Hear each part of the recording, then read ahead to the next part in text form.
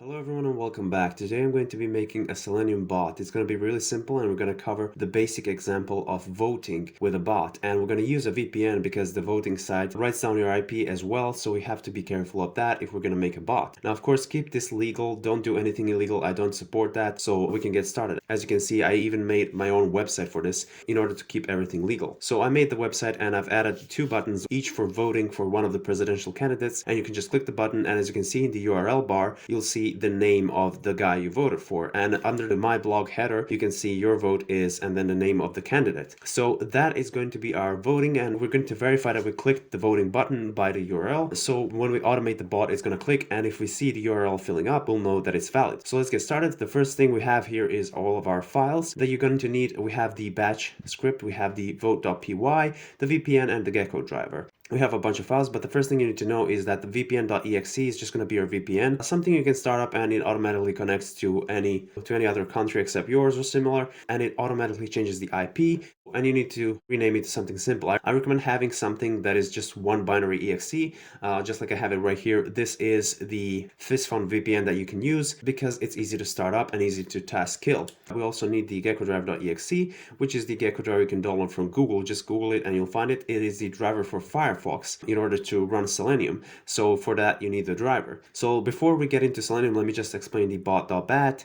The first thing we're doing is we're defining the loop. As you can see, the beginning of the loop is on the first line, and on the last line we have go to loop, which will make sure that it loops everything in between. So the first command makes sure we task kill vpn.exe and the Gecko driver because we're going to run them within the loop. And then we have echo starting. The echo statements are just here for no reason, just to tell me what we're doing. You can basically ignore them. Then we have cmd.exe that runs /c and then runs the vpn.exe. Now as you can see, I used c because that /c makes sure that it opens it in a new window, because we don't want to open it in this window, because if we do, then it's not going to continue the script until vpn.exe is turned off or something similar. And then we have the full path to vpn.exe. The vpn.exe we're talking about is this one, and then we're just going to put it on the desktop because right now it isn't on the desktop. And we have a timeout of 6 seconds. Then we have another echo statement. The timeout is there to basically make sure everything turns on correctly. And then we have cmd.exe and then /c, and then we're going to run this vote.py that we have in our folder. The vote.py is coded in Python 3.10. And then we're going to wait for 6 seconds just so everything starts up and executes. Maybe 6 seconds is not going to be enough, so make sure you check that out. And we have another echo statement, and then we have task kill, and we're taking down geckodriver.exe, which is our Gecko driver. So we're also turning off the VPN. You might also have to add Chrome or Firefox because that's what's going to be ran, but we're going to get to that later. And then we have go to loop at the end. So now we can actually explain vote.py. Also, one thing you have to do in bot.bat is change the username, because you just put your username right here in the script. You have to make sure that it says your username. So for example, John is your username, that has to say John.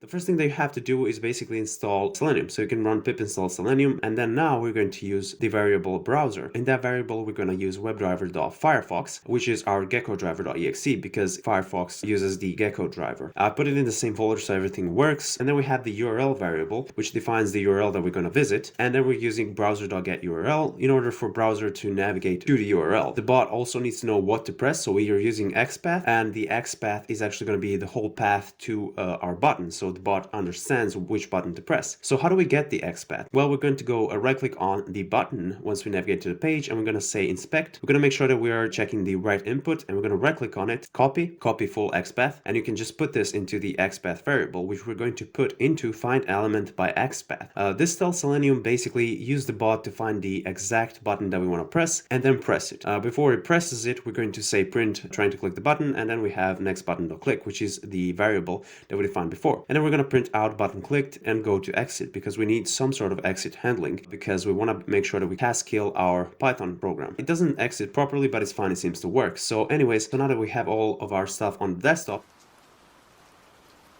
we're going to run PowerShell on the desktop. You're going to right click while holding shift and run PowerShell. Navigate to CMD from PowerShell, so make sure just type CMD and then enter. You have to be in CMD in order to run batch files. So then once you're in CMD, you're going to make sure that you're in the right directory, so desktop directory. And then once you are, you're just going to run bot.bat. Or you can run the full directory if you're not in the desktop directory and you don't want to navigate using CD. And once we run bot.bat, immediately you can already see that a lot of things are happening. But now we will have Firefox, which is run by Selenium. And you can see in the URL bar, it looks like a bot that is showing us that we're running Selenium.